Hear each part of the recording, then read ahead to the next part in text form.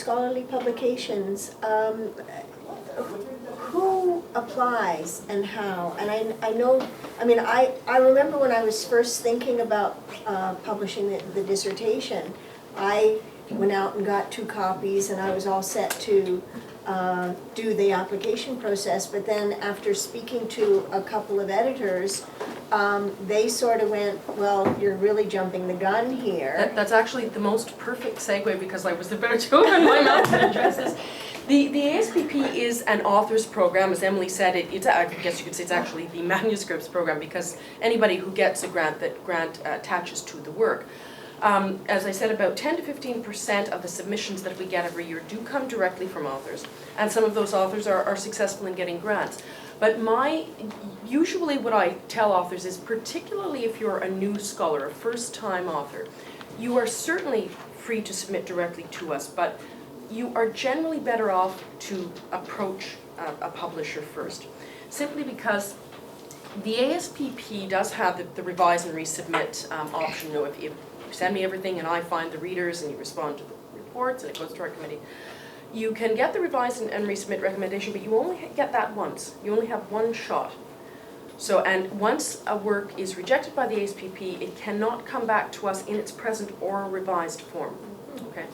So, particularly if you're a less experienced author, and a lot of people do ring me about, you know, to say, okay, this is where I'm at, and who might I want to approach? And I might say, well, you know, I know that Emily Andrews is an acquisitions editor with UBC Press in exactly this area, and then Emily will, you know, can talk to this person and say, well, this is right for us, or it isn't right for us, or let me see it.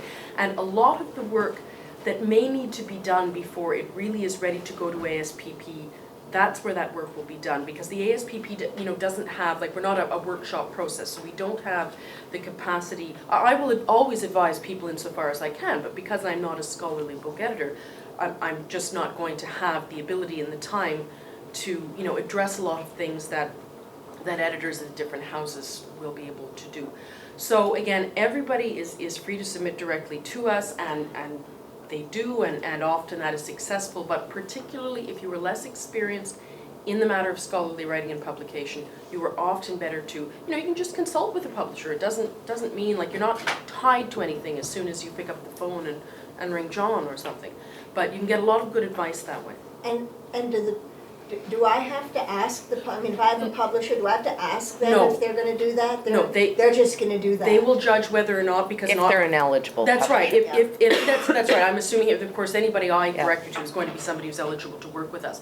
But the editors too will know, you know, what, as you were saying, I mean, you receive books that for various reasons might not be appropriate to submit to us. So the editors will know what's a good candidate and when it's ready to go, and that's all done for you.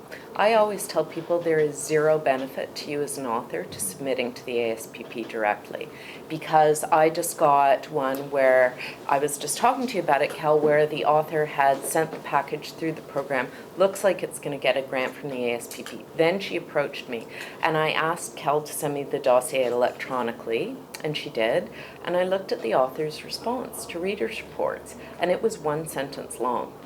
Now, both the reports were short little half-pagers that say, thumbs up, the author did everything we asked her to, great, I recommend it. Because this had been revised, yeah, right? So this it had been revised. Yeah. So she just wrote 1 sentence saying, wow, thanks for saying it should be published, period.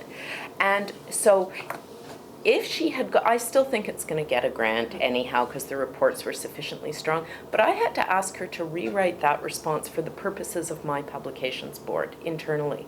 You need their forms. Editors can advise you on the academic conventions and norms. So you start out thanking the readers for their kind and generous attention to their manuscript. You know, there's like a certain form that we can advise you on, and we can say it's better not to have a response 1 sentence. Likewise, we can say, you say that authors frequently say to me, how shall I revise my manuscript? There's no points of intersection between these reports.